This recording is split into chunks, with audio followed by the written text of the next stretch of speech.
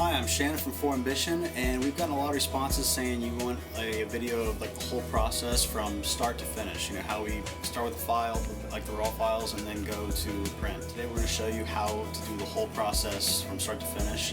When you send a file, the two things you want to make sure is it's to size. You know, when you select the whole thing, right here it'll tell you how wide it is. It's about 11.5 wide, which is our standard size. The other two things is when you click on the red, you know, like the two colors, there's your color right there. You want to make sure it's in spot. You can do that by double clicking on that swatch, and usually it's on process color like that, but you want to make sure it's on spot color. And then do the same thing with the black. But I already made them spot. So you can also type in, you know, if you're a client, you know, a lot of people do white ink. They do magenta and then say white ink, so that's how you name that. And then you can actually delete all these other swatches that you're not using, and that way your printer knows how many colors your design is. Everything is the size, everything's in spot color. So basically that's how you send your file. We save it as a PDF.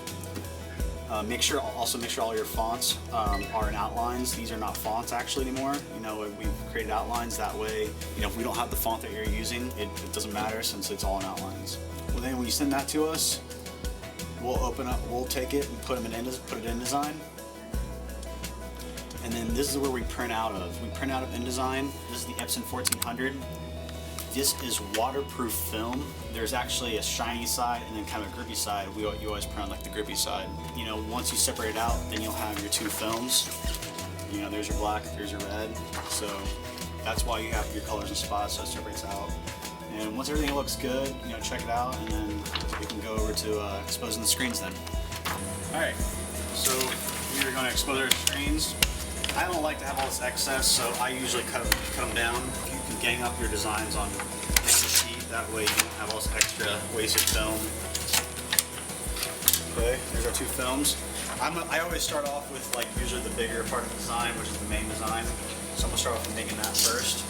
So I'm going to grab our screen. Since it's black ink, I'm probably going to do a higher mesh screen, probably like 200, so I'm going to go here at 200 screen. Alright, 200 screen. We have all our screens labeled. So this is your film side. This is your squeegee side. This is like the side you print on. So you always want to start on this side.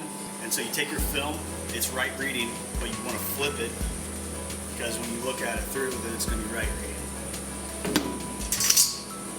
Take a T-square, line it up. Get it roughly centered.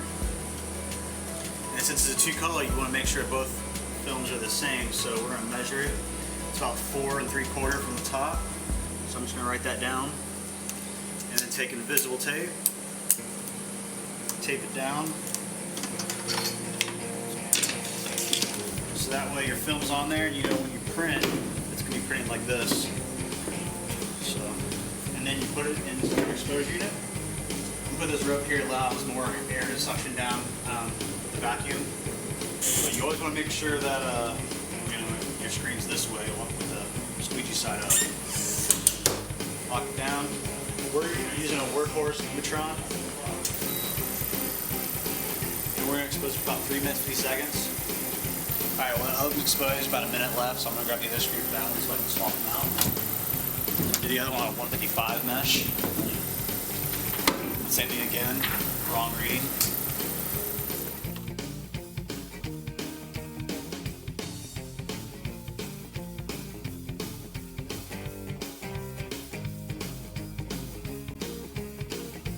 Once it beeps, I'm going to turn the whole unit off. Open it up. I'm going to go ahead and throw my next one in. Same thing. The good thing about these, whenever we turn it back on, give it a second, and then you just hit up and it goes back to the same time you left off at. Go ahead and peel your film off. Take out your wash-off node.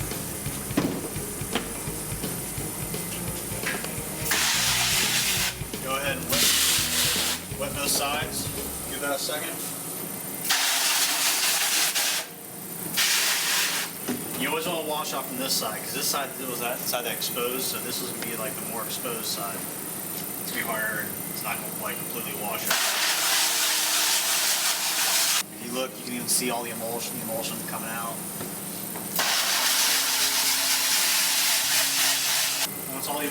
washed out, pull it up, make sure there's no unexposed emulsion and everything looks good.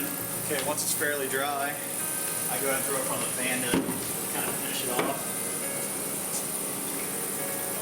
And in 5 minutes it'll be dry, you put on press. We always kind of line up our pallets so we kind of know like if we're straight in the center. Quickest way to find out your center point of the design, fold it in half, the center right there, and I'm going to go by that line right there. Pallet. So the screen needs to come up that way, so I'm just going to move my pallet down a little bit. And I have a lot more off contact than this side, so I need to tilt it a little bit. It's probably from my last screen that I had on here. So I'm going to lower this side, raise this side a little bit.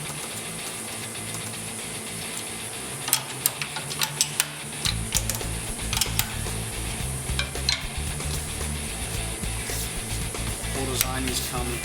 You usually have to readjust some micro. Looks good. Tighten down your locks.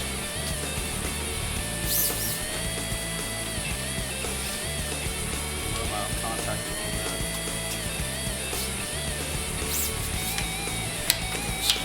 I'm kind of precise, and that's probably all fine, but I like being as precise as possible. Even though this design doesn't really have much registration to it. It comes off.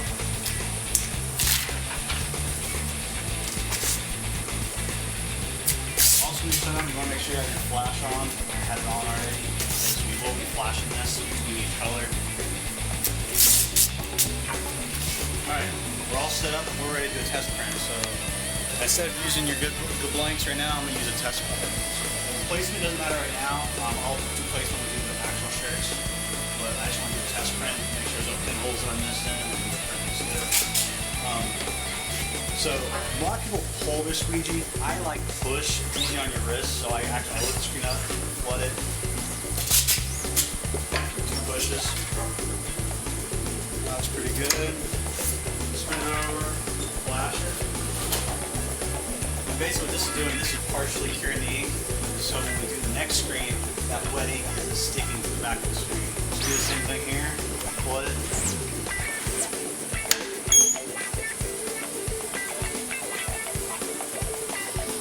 And that is how you screen print a 2-color design. If you have any questions, just let us know.